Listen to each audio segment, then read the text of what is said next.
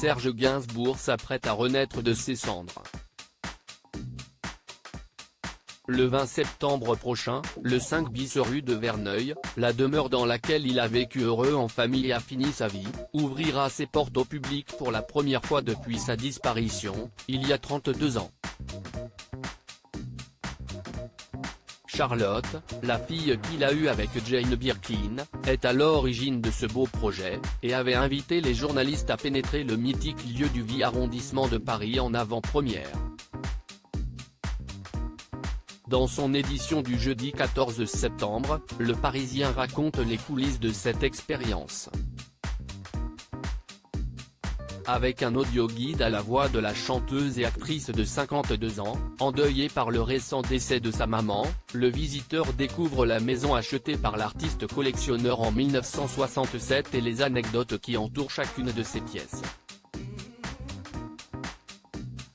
À l'étage, à l'entrée de la chambre à coucher où le compositeur de la javanaise s'est éteint, le 2 mars 1991, sa fille se souvient, avec Bambou, on l'a retrouvé de son côté du lit. On a imaginé qu'il était mort dans son sommeil, d'une crise cardiaque. On s'est allongé à côté de lui, Kate, Bambou et moi, et on est resté des jours, je ne sais plus. L'émotion est garantie tandis qu'elle raconte encore, il a été embaumé. Les gens défilaient dans la chambre, la foule chantait dans la rue je suis venu te dire que je m'en vais.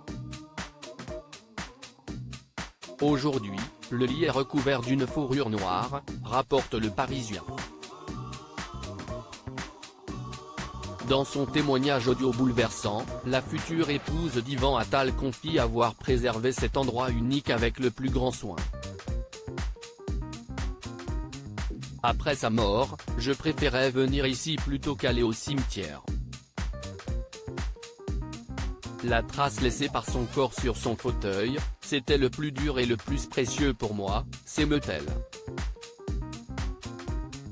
Supérieur à Serge Gainsbourg, qui sont les femmes de sa vie ? L'antre de Serge Gainsbourg comme s'il ne l'avait jamais quitté. À lire cette immersion dans l'antre de l'homme à tête de chou, l'impression de découvrir un lieu resté figé 30 ans en arrière nous attrape. Charlotte Gainsbourg n'a rien changé de place dans ce sanctuaire à la gloire du paternel qu'elle aimait tant. Entre le leakage, les unes de journaux encadrées, l'affiche du film Lolita, des photos de Jane, Bambou, de Lulu, de Bardot, des disques d'or un peu partout, un petit bouquet fané sur la table basse, énumère le journal Francilien. Le visiteur verra même des vestes, jeans, chemises et cravates ayant appartenu à l'auteur de Je t'aime moi non plus, non loin de ces éternelles répétos blanches. Il les mettait toujours sans chaussettes, même au ski avec un froid de canard.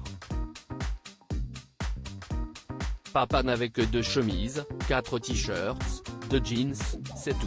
S'amuse aussi à relater Charlotte Gainsbourg, à l'oreille des curieux. Crédit Photo, agence.